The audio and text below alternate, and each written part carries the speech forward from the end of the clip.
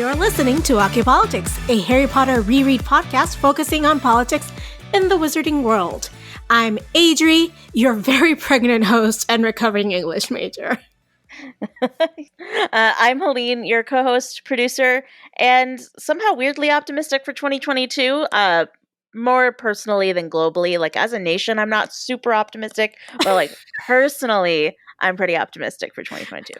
Within the chaotic apocalypse, Yeah. I am quite optimistic for my personal life.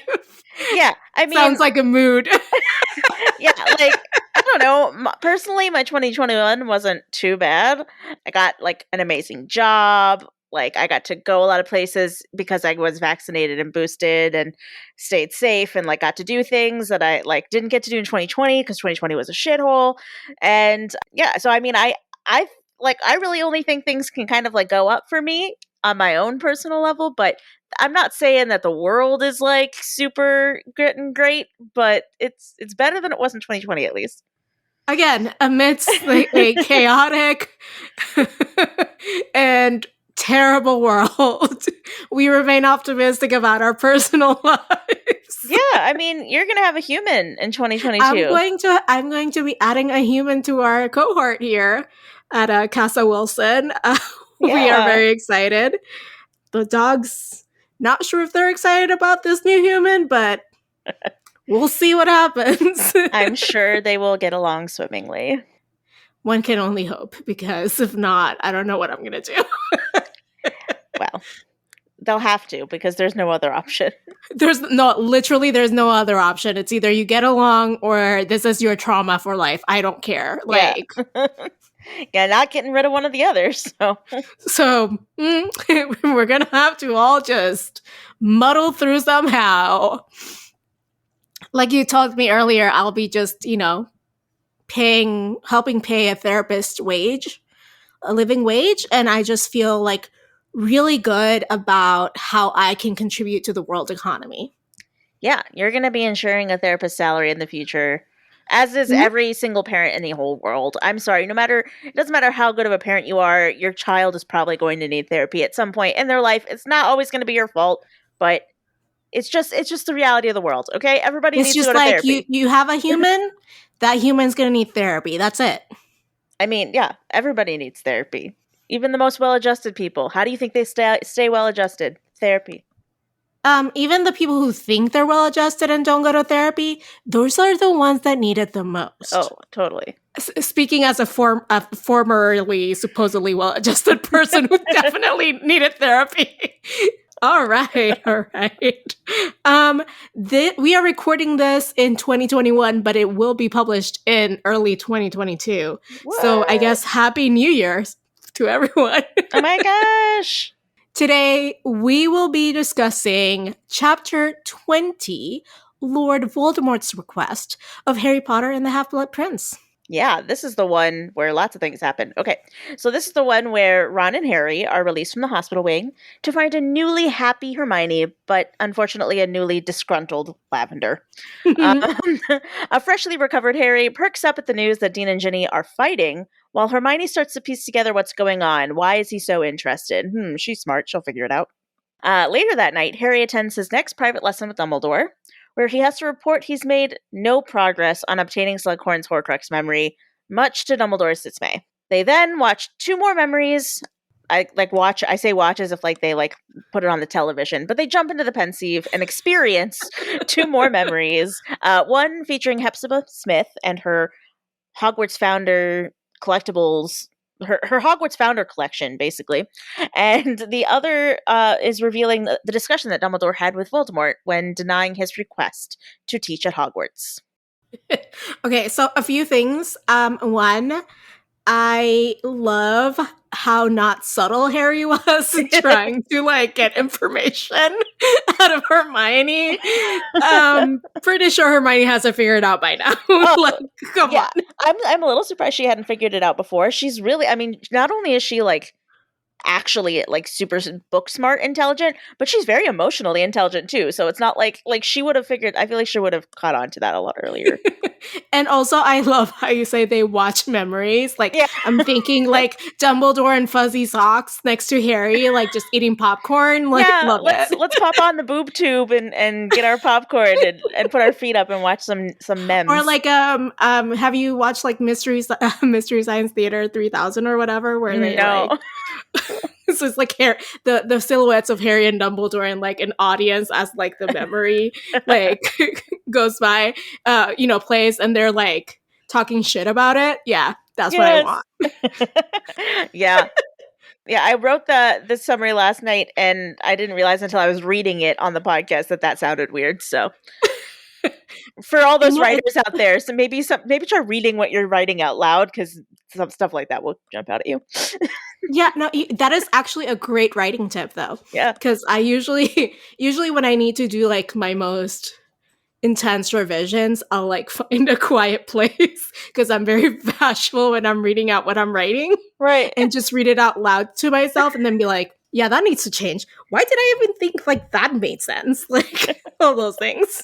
Try it out. Writers, let us know how it works. Anyway, before we get to our politic on this chapter, our Hogwarts Debate Club segment, I'd like to take a quick detour to a slightly Potter watchy news item that is old, but also like as a pregnant person, I feel like I am still interested in this news item, Mm-hmm. which is that pregnant. I'm not saying that. This is the headline. I am not saying these words myself. I am quoting. Just Okay. want to make this clear. Pregnant women with COVID-19 are 10 times more likely to die, but few are getting the vaccine. So, Okay. that aside, I would like to replace in the discussion, pregnant women with pregnant people, or people with uteruses, or people who can get pregnant, Right. That's all I want for this discussion.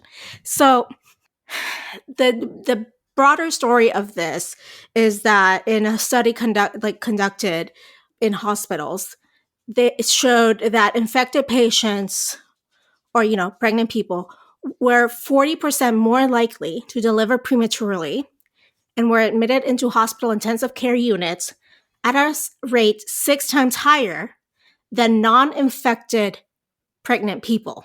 Wow. And then during childbirth, about 5.2% of COVID patients who were pregnant people required intubation and mechanical ventilation compared to 0.9% of their counterparts. And they were 10 times more likely to die in the hospital. That's awful. Correct. And then, so I went searching for this story because I read a tweet that said that pregnant people were 5 times more likely to be hospitalized from COVID than someone who is not pregnant. Okay. And of those people who were hospitalized from COVID, they were 20 times more likely to die from COVID. Wow. So, fun stuff. Please get your vaccine. I got my vaccines before I was pregnant, but I got my booster while I was pregnant. Please, pregnant people or people who can become pregnant, it's not worth it to die. Thank you. That's my soapbox. I agree. I think the rumor that started pretty early on in all of this COVID stuff, that the vaccine is going to make you infertile. Yeah, Um, clearly, I am like a one sample proof that yeah. that is not Well, I was just proven. gonna say, Yeah. I think that rumor really like damaged a lot of things. Yeah, that discouraged people from getting the vaccine, correct. Yeah, I know at least one person who is currently pregnant who didn't get the vaccine for that reason. I'm hoping she gets through the pregnancy and COVID completely unharmed. She's fine as of right now. And then I also know another person who, a young girl who is a teenager at this point, who is not getting the vaccine, and it has stated that as her reasoning, that she doesn't know the long-term effects and doesn't want to risk not being able to have children. This is a 16-year-old girl. Like, That makes it, me so sad. it's very sad, and it's actually like I guess we don't have we don't have enough information, obviously, to make blanket statements or like say things as fact. But I have read that studies actually suggest that if you are pregnant and get the vaccine while you are pregnant, you will pass the antibodies on to the fetus, and therefore your kid could be born with higher immunity towards COVID, and therefore be less likely to get COVID after being Well, born. and when we think about, So you're setting your I kid know, up for success, actually, if you get the vaccine. yeah, I mean, I understand people's hesitation. I'm not here to Yeah. say, like, well, I'm pregnant, so whatever. But we also tend to like hyper focus on what's new, Hmm. but then we're not focusing on, hey, what about like fast food? Is this something that you should be putting into your body chemical wise? True. Things True. like that, where I'm like, well, if this, then that. It's like, you're really worried about this new thing, but what about this other thing that has been linked to really terrible stuff? I mean, I still eat it, obviously, but like, Yeah. No, I mean, there are known carcinogens that people continue to consume every day. And like people smoke, they still smoke. And like, I'm sure that there are people out there who smoke cigarettes and then in the same breath turn around and say, I'm not going to get the COVID vaccine because of, A, B, and C, like, because we don't know the effects. It's like, well, the effects of cigarettes. You know that your chance of dying of lung cancer is highly increased from smoking, especially over long periods of time. Yet you still do that. So and you know what? Like, when I made the decision, and of course, everyone's decision is personal, right? But when I made the decision to both get vaccinated, knowing that we did want to have children, and no, and when I got boosted, knowing I was pregnant, that I said, yes, I don't know the long term effects of the vaccine, but you know what? I also don't know the long term effects of COVID. yeah, And true. long COVID is a thing that is being studied, and it's been debilitating for some, and for some it has also disabled them Yeah, from moving on from living their lives as they were before. So right. on the one hand, it's not just about not dying, right? You just don't want to also cause permanent harm. At least I didn't want to cause permanent harm to like neurological system, because it's so complex that I don't know what the outcomes are. Yeah, no, totally. You can survive and still be marked by it. Yeah. So yeah, it's a lot. Just Just try to believe in science, guys. I mean, if you're listening to this podcast, you probably already got vaccinated and boosted and you believe in science and all of that stuff. But I mean, try to encourage those people in your life to believe in the science, to not do their own research, but listen to those people who have done the research. And well, they do the research in a peer reviewed scientific setting, and not on like infowars.com. right, yeah, Yeah. it's a never ending battle, and it will be until probably much longer after the pandemic is actually over. Like we as people who care for the general population and getting vaccinated and everything like that, it's our work is never going to be done to make sure that Well, we're I mean, keeping everybody safe. the anti-vax movement was a thing Yeah, way before COVID-19 hit. So yes. yeah. But that aside, let's move to slightly rosier things? Question mark. Let's get to our Hogwarts debate club. Helene, this is where we know what it is, but I'm going to remind the listeners anyway. This is where we both chose politics to talk about after we read the chapter, and we're like, yes, this is what's driving the chapter. The wind beneath their wings, if it were. And it looks like we've got really similar ones this week. Yeah, we do. We definitely do. And I kind of like went through a few different like synonyms of this word before landing on the word that I landed on. Okay. But yeah, and then I just saw yours and I was like, oh, okay. So yeah, we're definitely on the same wavelength here. So I feel like mine is like the top of the triangle where it's broad, and yours is like where it becomes narrow in the funnel of of where it is. Okay, do you want to start with broad then and move to narrow, or do you want to do the opposite? Oh, let's do broad to narrow then, because I feel like I could set you up for yours. Okay. Go ahead. All right. So my politics this week is the politics of ambition. What is ambition, you ask? You've heard this word a lot in the series. Have you not? Slytherins? Are you out there? Because I know you've heard this word a lot. Yes. And it is a strong desire to do or achieve something, typically requiring determination and hard work. To achieve, you may say, a goal. Helene. Spoiler alert. That Spoiler alert. may not be my politic. Anyway. Oh gosh. Okay, we are recording the last episode of the year and we are very giggly. Now, ambition, for me at least, is one of those concepts that is gendered in American society. Like, a woman with ambition is oftentimes seen in a more negative light than a man, usually a white man, displaying those same traits. That is a good point. But for me, my personal definition, what determines if the quality of ambition is good or bad, because for me, it is a neutral quality until someone does something. Or assigns like value to it, I guess. Yes. Are predicated on two separate items. One, what is the end result? And is this end result hurting anyone? Okay, so you have a goal in mind. Hint, hint, Helene's politic. A goal, you say? So what is your goal and does it hurt someone?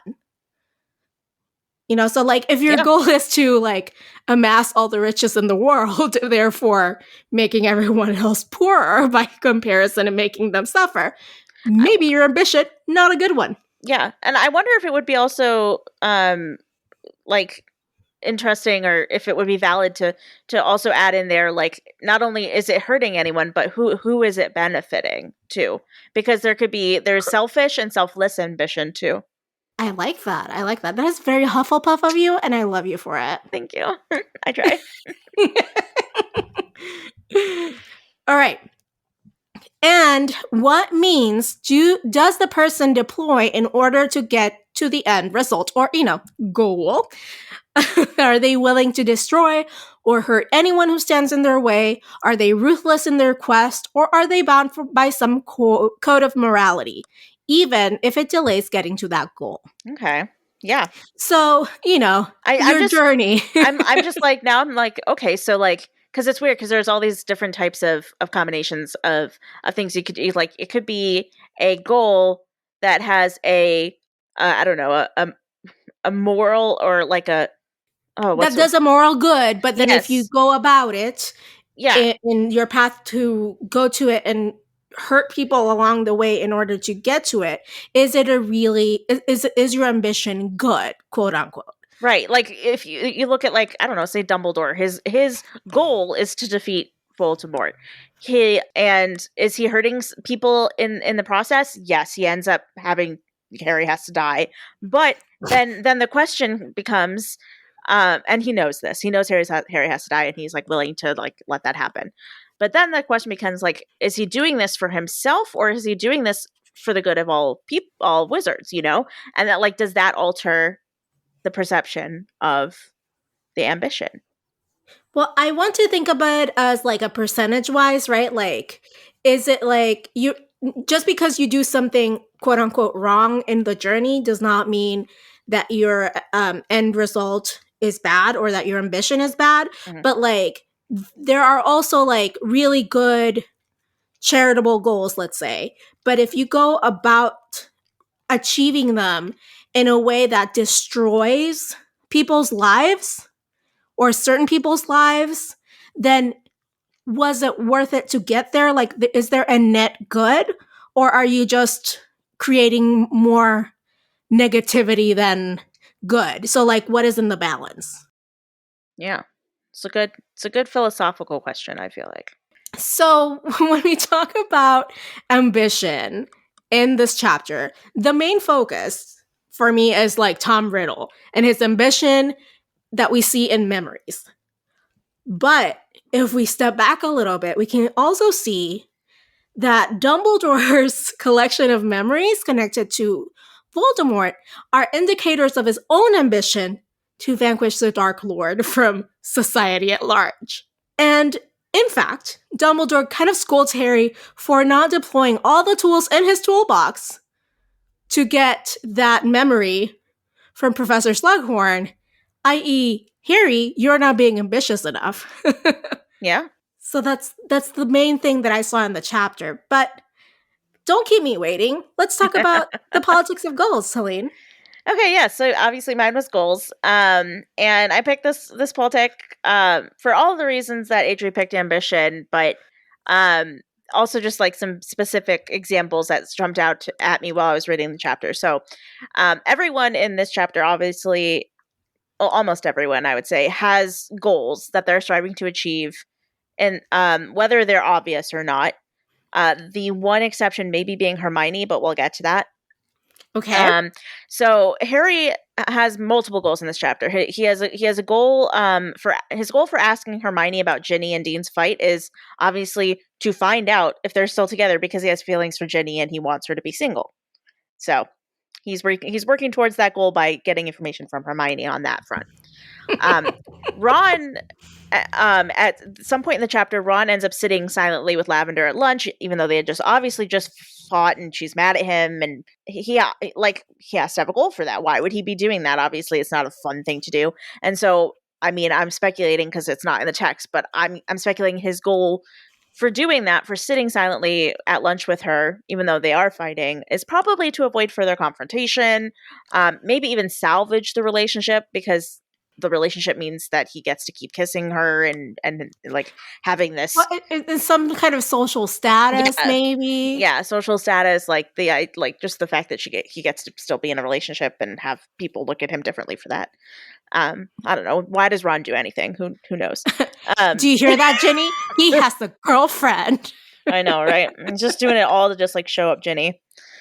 And then, I mean, the more obvious ones, like there's Harry and Dumbledore's shared goal that they have of learning more about Voldemort's past in order to understand his present and therefore prepare for the future when they have to eventually fight him. And so Harry and Dumbledore are sharing that goal, but Harry is also still working towards some of his own specific goals, other than trying to figure out if Ginny is single. He's working towards other specific goals of, for example, trying to attain Slughorn's memory, which you pointed out he was not being ambitious enough earlier, and Dumbledore was upset with him. And then I would like to call it his side quest of figuring out what Draco is up to. Okay, so I don't think Dumbledore was upset at Harry. I think he was more like disappointed, and that's even worse for Harry. Like, you disappointed your mentor, dude? Yeah. Man. Yeah, Dumbledore does like, classic guilt really well. Guilt trip. We sure he's not Catholic? Because like that is like Catholic move. I was gonna say Jewish guilt too. Like, I mean, it's Jewish guilt is a thing. So I don't know. You know that Venn diagram of like Catholics. Yeah, and just guilt in the middle. Yeah, guilt in the middle. Yeah, totally. That's very accurate. And so those are the Harry's and Dumbledore's goals. And then obviously we have Voldemort's goal, which you talked about Voldemort having ambition for these goals that I'm going to talk about. So his goal is specifically to become the Defense Against the Dark Arts professor. And the reasons for the goal, I speculate are, to have, and Dumbledore also speculates these things as well, but he most likely wants to have a reason for being inside Hogwarts, having access to Hogwarts' many resources and magic, while also, using that time to gain power and brainwash and recruit young wizards into becoming Death Eaters, basically having like a really great place to like hole up and have. It's basically like an all-you-can-eat buffet of young wizards to like brainwash. You mean like a recruitment ground? Yeah, exactly. So that's his goal, because one goal will lead to achieving the goal of becoming the professor will then lead to being able to achieve all the other goals that he has in mind for, being in Hogwarts. And then also he wants to be able to like hide his Horcruxes there, which he ends up doing anyway. But anyway, So yeah, everybody is working towards very specific goals. The only person, and I mentioned this at the top, like Hermione might be the only one without a specific goal. I mean, she's I just mean, kind of her like, goal is always to be excellent, first of all. yeah, I mean, she's just kind of like happy that her and Ron are friends again. She's getting back to normal with like helping Ron and Harry with their homework and just being, it's just, she's just, her goal is, I guess, to just get back to normal. I don't know. um, Well, that and figure out why Harry's so interested in the hot gossip about Ginny that's and true. Yeah, yeah, solving the mystery of Harry's feelings for Ginny. There we go. there we go. It's a very small side quest for her because it only takes her, I bet you, 15 seconds to figure it out, if not less. Yeah, at most 15 seconds. All right, let's go to our deep dive into the chapter and talk about that quote where you were like, yes, this is the politics of goals. Okay, for goals, for me, it was this. It says, "Let us speak openly. Why have you come here tonight, surrounded by henchmen, to request a job we both know you do not want?" Voldemort looked coldly surprised. "A job I do not want? On the contrary, Dumbledore, I want it very much." I'm laughing because I hadn't seen your quote until right now. Really? Well, it also works for ambition, right? Like he wants this a lot, like his ambition. Mine is related to that one. I'm not surprised. I'm not surprised. Our politics were very similar, so it makes sense that the quotes would be similar. Oh, I love that quote. Okay, so in here, Dumbledore's like, let's be clear. What do you really want here? Right. What is your goal? Because we both know you don't want this job. And Voldemort's like, kind of slyly being like, what do you mean I don't want this job? Actually, this is the job I want. Yeah. This is my goal. So my quote is basically Dumbledore trying to figure out what his actual goal is, and Voldemort very much trying to reach his goal without telling him, without revealing his real politician. Yeah, without revealing his true intentions and actual goals. He's trying to achieve this one first goal that will help him achieve all of his other goals. And we've said goals way too many times in this chapter. I'm sorry. Go on. Well, as I said earlier, mine is related to yours. Yep. When thinking about ambition, this is the last paragraph in the chapter, and I thought, perfect. Like this really encapsulates all of it. Oh, he definitely wanted the Defense Against the Dark Arts job, said Dumbledore. The aftermath of our little meeting proved that. You see, we have never been able to keep a Defense Against the Dark Arts teacher for longer than a year since I refused the post to Lord Voldemort. Yeah. So our quotes really mirror each other because like first Dumbledore was like questioning him about if he really wanted the job, and then is like present time Dumbledore being like, well, it turns out he actually wanted the job regardless of the goal. Yeah.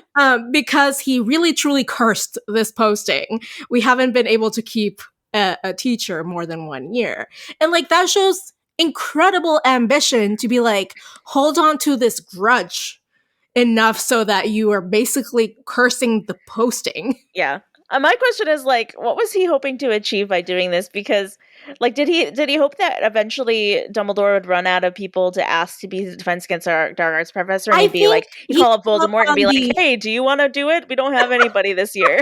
Like, I'm sorry. Like, is that what he was trying to get at? Like, no, I think Voldemort is not like he's not like dumb enough to think that would happen, but he's you know what? You didn't want to hire me? I'm gonna make your life as difficult as fucking possible. Yeah. Let me spill all these Legos for you to walk on. No, I don't want to walk in this room anymore. I'm leaving. Peace out, but enjoy the Legos. Yeah, I mean, he was definitely being vindictive when he did it. I just think it's funny because, like, it's possible that he was just like, oh, they'll run out of people who know about the dark arts in the wizarding world. Yeah, so one day, Dumbledore will just have to give in and give me a call and be like, hey, I got a position open. We need you to come help out. Could you imagine, like... Post like Goblet of Fire, Voldemort was like basically a skeletal corpse walking around, being like, yes, now finally it is my time to be defense against the dark arts teacher. You're like, oh, you know who I should call next? Voldemort. Yeah, like that's a great idea, Dumbledore. I've heard he's back, baby. Like, Ugh. gross, gross, gross, gross. Okay, so for your politics of goals, who was the character that stood out to you? I went with Harry this time because he just has the most goals in this chapter. I mean, not like perhaps not the biggest goals, but like enumeration wise, yes. Yeah, like I mentioned all of them before. You know, learning about Ginny's relationship status, finding out what Draco's up to, getting the memory from Slughorn, learning about Voldemort's past with Dumbledore, and then ultimately, like at the end of the series, his ultimate goal is to find out how to defeat Voldemort and kill him. You know, I just pictured, Helene, this would be a great sticker. Like a to-do list, like Harry's to-do list. Yeah. Find out Ginny's relationship status. If only Facebook was a thing in the Wizarding World back then, he could check her relationship status. Oh, maybe it was like it's complicated, and then he'd have to dig a little bit further, you know? That's true. Yeah, it's complicated with Dean Thomas. or just like more mysteriously, it's complicated, and it doesn't have like anyone attached to it, and that he's like, and he's like intriguing. That'd be such a power move. That would be something Ginny would do. I feel like. Yeah, I feel so too. Yeah. So, what about you? What character embodied ambition in this chapter for you? I mean, surprisingly, not Voldemort for me. I think Dumbledore embodies ambition much more in this chapter because he's the one obviously pulling all the strings for Harry. Like, you need to go to talk to a Slughorn. You need to watch these memories with me so that we can like patch together how to defeat Voldemort. I'm leading you through this path, and he has planned this, and it's a lot of hard work, and he's dealing with Trelawney. And, you know, like, he's juggling a lot, and he's taking time out to do this. So he is displaying the traits of ambition. Yeah, Dumbledore is a very ambitious dude, I may say. Also, I love that part where he was like, actually, I've been offered 3 times to be the Minister of Magic, but who's counting? Yeah, no big deal. Yeah. Humble brag. I've turned it down 3 times. I'm just so cool. But thanks for keeping up, Tom. Thanks. How do you see it in the rest of the book, though? The main one I would say is like the whole book is kind of centered on Harry and Dumbledore having these like private lessons to figure out how to defeat Voldemort and what his past looked like and everything. So I would say those lessons in general throughout the book all have that one common goal, and it's all very like before, like the goal kind of just all the previous books it was just kind of like to survive the year. You know, like, oh, you know, just got to make sure that we get through, you know, this Chamber of Secrets ordeal, and oh no, like we got to make sure that, you know, this Sirius Black isn't murdering people. And now it's like, oh, we got to survive this Triwizard Tournament. And now we're like, the stakes are higher, and like they're finally honing in on the one ultimate goal of like, let's figure out how we can fucking defeat Voldemort and get this shit over with, you know? Helene, what if the pandemic is our own 7 books? And we're entering our Prisoner of Azkaban era. Prisoner of Azkaban era? Are you saying that we're going to like be in this pandemic for 4 more books? What are you saying? Yes, that's what I'm saying. I don't see an end to it, honestly. Okay, I don't like that. Let's move on. Where do you see ambition throughout the books, Adri? But also, we remain personally optimistic. Yeah, personally, my life it's going great, you know. But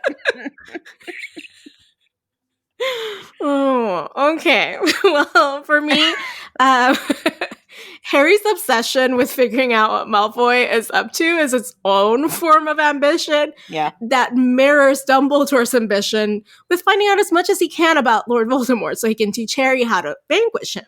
But like, yeah, Harry's obsession with Malfoy is like a low stakes, much lower stakes ambition than like Dumbledore's. But it also shows, you know, the older you get, maybe your goals and ambitions will be higher.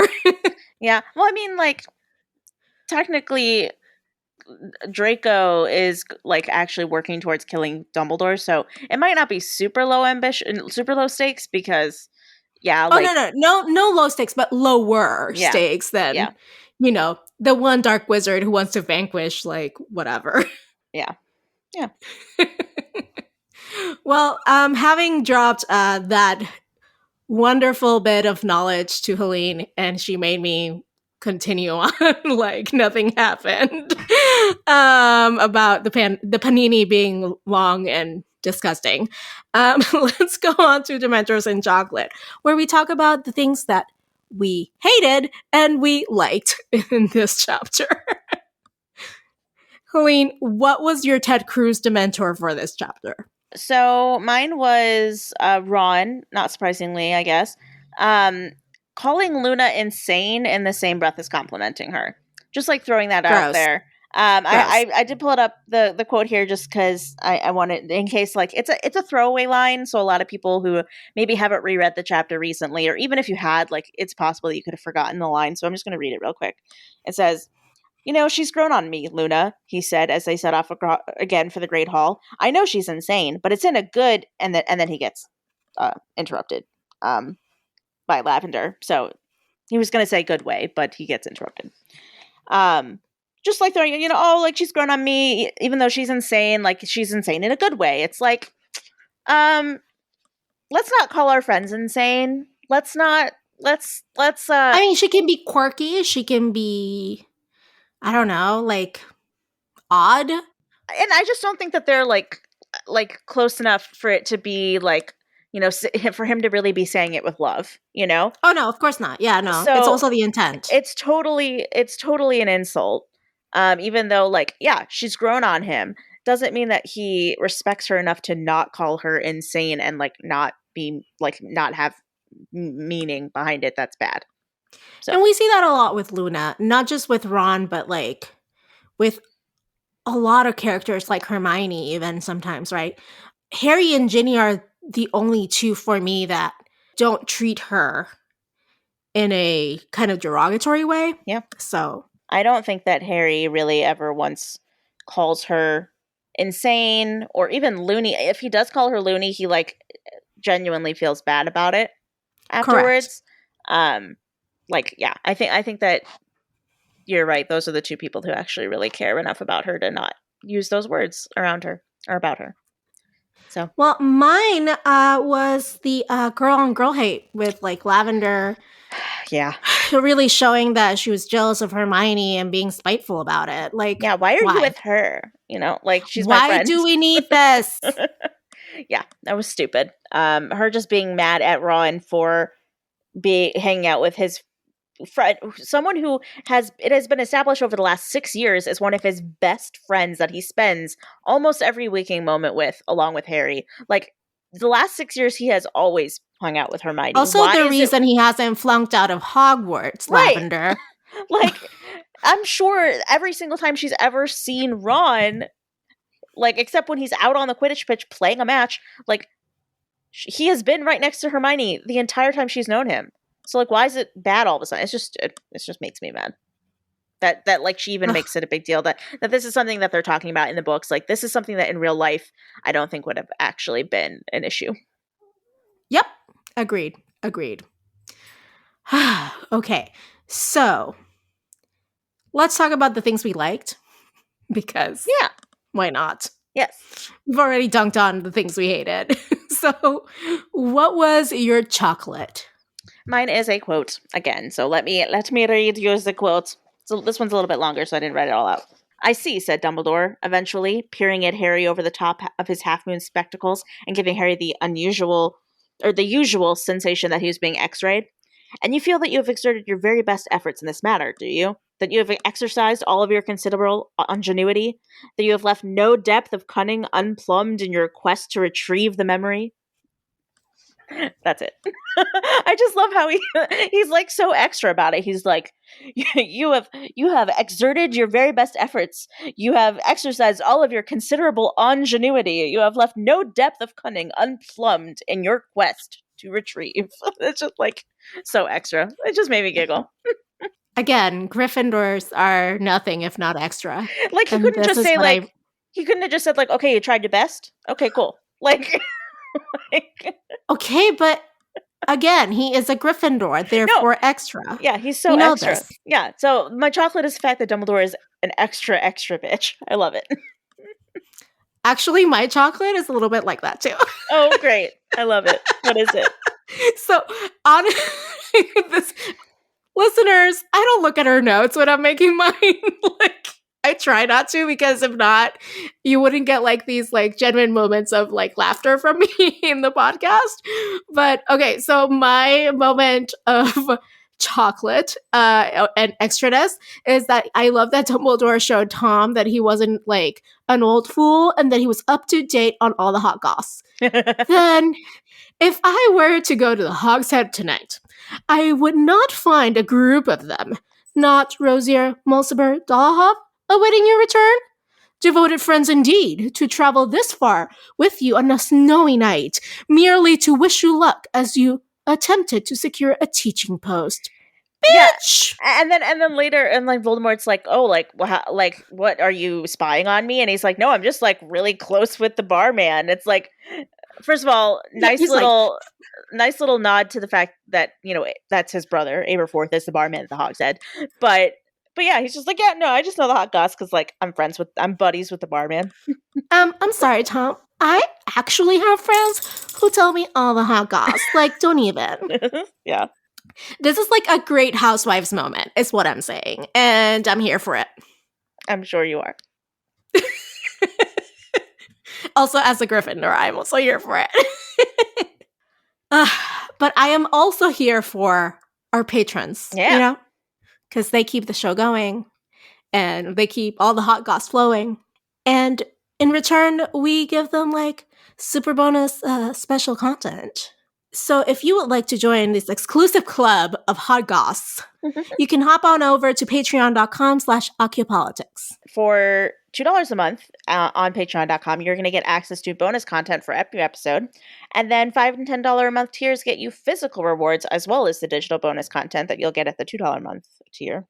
And those physical rewards will come every 3 months, kind of like think of it like a subscription box.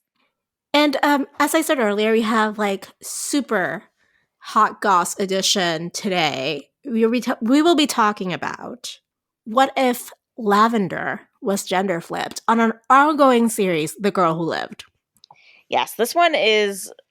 When I was preparing for this one, it's quite interesting. I mean, we all know that Lavender is a pretty controversial character. There are a lot of things that I don't like about this character, and I don't think I think it's just because of the way that she was written. Obviously, like I think there was a lot of potential to do well with this character. The author did not do her any favors when creating her and writing her, so it's very interesting to kind of dive into the implications of these negative traits that we associate with Lavender. If she were, a man. If I were a boy. Exactly. Yeah. So each time that we do this podcast, on each episode, if you will, we ask our listeners a question. And last week's question was, if I do say so myself, one of my favorite questions of all time. And we asked our listeners to share with us their favorite Harry Potter headcanon. And the results is something that warms my very miserable cold heart. Yeah. I mean, you liked this question, but our listeners seem to really like it too because we got a lot of really great responses to this one. So I'll share a couple of the ones that we got for favorite Harry Potter headcanons. So the first one is at Run Under Lights on Twitter. They said, Remus Lupin didn't eat anything but dark chocolate. And it wasn't because he liked the taste of it. Okay, maybe he liked it just a little. But it was because dark chocolate is the most poisonous to canines. He read it in a book at age 6 and held on to the silly hope that it might, quote unquote, fix him. That makes me both sad and like a little warm. Yeah, I mean, it's kind of like a. Oh, by the way, so I realized this as I was reading it. Like, we did have someone on Twitter not know what headcanon is, and it's probably a good thing for me to explain it really quick. So, yes, go ahead.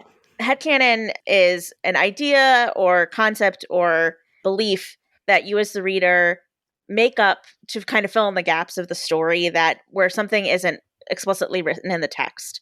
So if something isn't addressed in the book itself, in the source material, then the readers then can like come up with their own reasonings and ideas and beliefs as to what could have happened or what did happen, and they just kind of accept that to be true. So these are things that our listeners either heard or thought of themselves that go with the story that aren't specifically like confirmed or denied in the text itself, and that's therefore they believe it personally to be true. So this person, I guess, believes that Lupin has some sort of like really deep self-hatred going on. Like he could possibly be eating the dark chocolate to like punish himself a little bit because he know that it'll like hurt the Or to dog. run out the quote unquote wolf out of him. Yeah, exactly. So it's sad, but it's an interesting theory. I like it. I like it and it's sad. Yeah. And I also love dark chocolate, so maybe I'm trying to punish myself or something too. Yeah, maybe you think you have a dog inside yourself that you're just trying to poison slowly. Well, I have 3 dogs outside of myself. Outside, so. but not inside yourself. Not maybe, I don't know. I Maybe do like dark the chocolate with sea salt. Maybe the Peep is a dog. You don't know. That would be that would be the most on brand thing ever if I birthed a dog child. Yes. Yeah, no, it would totally be on brand. Anyway, so the next one is from @spellswords177. They said Harry and Hermione made a secret promise to marry each other if Ron and Ginny both didn't survive the war. So obviously this person is probably a Harmony shipper. And wants to believe that probably in the end Harry and Hermione got together.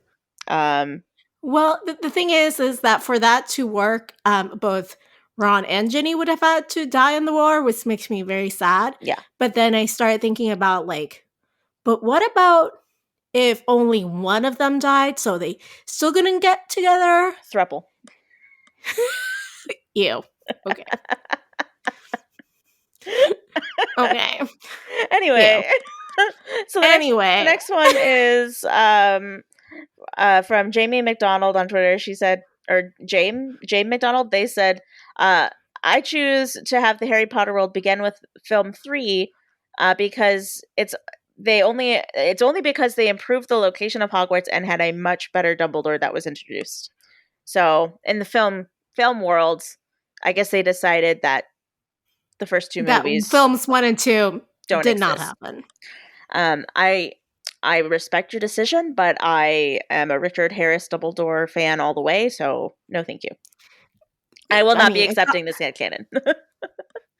I controversial take, but I will accept it. We can't be friends. Not because of the Dumbledore, though. No. Let me be clear. It's just that the quality of the films did increase after 3. I really like the first movie a lot, actually. But okay, well, you're about your opinion and to be wrong too. So anyway, okay. Most of the time, so this one was unique because most of the time headcanons have to do with like the books, and so this was a film headcanon, so that was interesting. All right, next one. The next one is from @KDBmedia2. They said, I heard of a fanfic of Mrs. Norris being a witch, perhaps a professor at Hogwarts, permanently turned into a cat, or perhaps a maledictus. In her human life, she and Filch were in love, and that's why he had the magic how-to book in Sorcerer's Stone, to learn enough to turn her back. Aww. That's a really cute fanfic that makes me think of Filch as not like a terrible person. Yeah, although it does kind of like put a weird twist on the fact that he's in love with his cat, but I guess it's fine if the cat used to be a human. I don't know. Yeah, I guess. I don't know. Man, I don't know. It is interesting. It is interesting. I mean, everything. That's the cool thing about the Wizarding World is that, like, all this kind of shit is possible. Like, you can't fully count it out. Like, we thought that Nagini was literally just a fucking snake, and then Fantastic Beasts happened. So, like, literally could be true. Wonders never cease. Yep. And then our buddies over at Swish and Flick podcast, their favorite headcanon is that Harry is a seer. they talk about this headcanon a lot on their podcast. And I mean, there are some good arguments for it. I know that they sell some merch that says Harry is a seer on it, but it's a simple yet effective one. I like that. I really do. Yeah. So if you want to like hear actual arguments as to why they think Harry is a seer, go listen to their podcast because there are some good reasonings behind it. And then finally, our listener Jeff, who we love so much because he always has great answers to our questions every week, he was kind enough to give us 2 different headcanons. So the first one he gave us, which I think is your personal favorite, Adri. Yes. This one is Albus and Minerva definitely get together and go on platonic friend dates and then spend the evening knitting together. That, honestly, what do you mean, Jeff, that's a headcanon? That is like literal canon. Might as well just write a side paragraph in one of the chapters. Oh, by the way, while all this was going down in the Chamber of Secrets, Dumbledore and McGonagall were just sitting together knitting, you know? Yeah, and or in Half-Blood Prince, like Harry like knocks on the door for the the lessons and just finds, McGonagall and Dumbledore just knitting. Having a knitting party. Yes. Yeah, love it. Yes. And then he's like, "But Malfoy," and they're like, "Kid, we're busy." And then the other one that Jeff provided was Neville and Hannah start a Hogsmort. Oh, sorry, a Hogsmort. Like, what the hell is a Hogsmort? Anyway. Okay, Neville and Hannah start a Hogsmeade community outreach group for students and magical folk who feel marginalized and in need of support. LGBTQIA+, racial minorities, economically underprivileged, gender bias, different breeds of magical creatures that actually want to be protected, etc. You know, the kind of stuff that the magical community doesn't understand because the government sucks. Well, the kind of stuff that even our government doesn't understand because our real life, sucks. Yes. Yeah, our real life government, yeah, totally. Cool. I really love these 2, but honestly, loved all of them, even the slightly sad ones. Yeah, these are great. All right, so this episode's question for next episode is, why do you think Voldemort really wanted that Defense Against the Dark Arts teaching position at Hogwarts? Yes, what were his true intentions? We want to know. What do you think? When you look into his dark, cold heart, what do you see? Yes. Yeah. Well, speaking about cold, dark hearts, let's end up the episode with the media we've been consuming and enjoying. Helene, what have you been consuming? Well, I was just visiting my sister for Christmas, and we watched all of season 2 of Harley Quinn, the animated series. I can't remember if I talked about watching that already on this show or not. I think so. Queer representation, really great. And it actually makes a character that I don't thoroughly enjoy very much, like, great. I mean, like, enjoyable. But then I also, right before this recording, I watched Encanto. Have you seen Encanto yet? No, I haven't seen it yet. Okay. Or I guess Encanto, but I think it's Encanto is how you say it.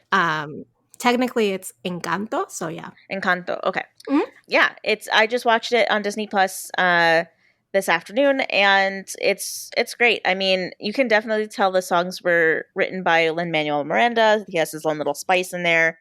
And it's a good story. It's about loving yourself and accepting yourself for who you are, and family, struggles, and it's really cute, and I cried at the end, and it's just, it was good. I recommend it. Nice. I have been watching Doctor Who season 13, which is titled Flux. Okay.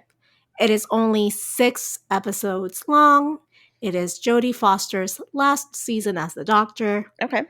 It was quite good. Oh, good. That's awesome. Yeah, I don't watch Doctor Who, but I've heard that she's doing a good job as the Doctor. So yeah, she's great. I love her. I want more lady doctors, and also more, let's try to branch out to people of color. I can't believe it took this long to get one lady doctor. I can't believe it. Like, that's crazy. Yeah, and also, like, where is our, like, first person of color doctor? Right. That's also even crazier because, like, also space is there for, like, a non-binary doctor. Like, come on. Totally. Yeah.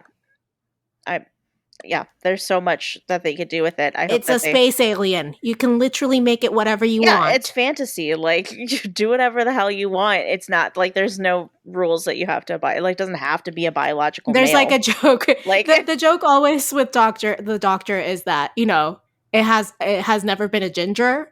So that's the other doctor we haven't gotten is a ginger. Oh my gosh, that'd be hilarious. Yeah. Like, not ginger yet. Goodness. It's great. It's great. I love it. Yeah, but that's it for today's episode, I guess. Please join us next time to get all the hot goss about Chapter 21, The Unknowable Room, of Harry Potter and the Half-Blood Prince. Yeah, if you've enjoyed this conversation, you've heard us ask before, we're going to keep asking. Please take a second to give us a 5-star rating on Apple Podcasts. And then also, I've posted about this pretty recently on our social media, but Spotify actually just opened up the opportunity to rate podcasts. Apparently, it wasn't like a possibility to rate podcasts. And so now that it's open and that people can go rate us on Spotify, please take a second to go give us a 5-star rating there. Our ratings don't actually start to show up for people who are searching podcasts until at least 10 people have rated.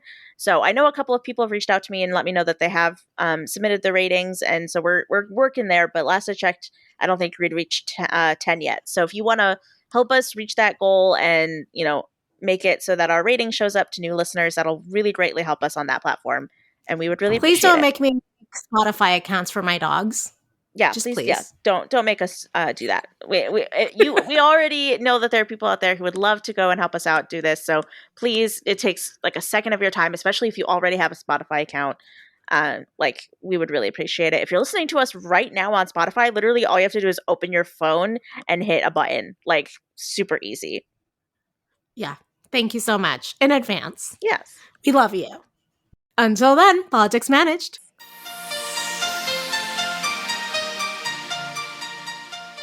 Support this show by going to patreon.com/occhiopolitics. Our patrons keep this show going. You can find us online at occhiopolitics.com, and we are at occhiopolitics on Twitter, Facebook, and Instagram. You can email us your thoughts at info@occhiopolitics.com. Leave us a voicemail at 915-996-1699, and you might just hear yourself on the podcast. Adriana Wilson is the founder and creative director of the podcast. Helene Karp is the producer and social media manager. Allison Pullman is the audio wizard and editor who makes us sound so good. Cover art and physical rewards are designed by Adriana Wilson. The views expressed by the hosts and guests are expressly their own and not representative of their employers or associates. Occiopolitics is part of the MuggleNet family of podcasts.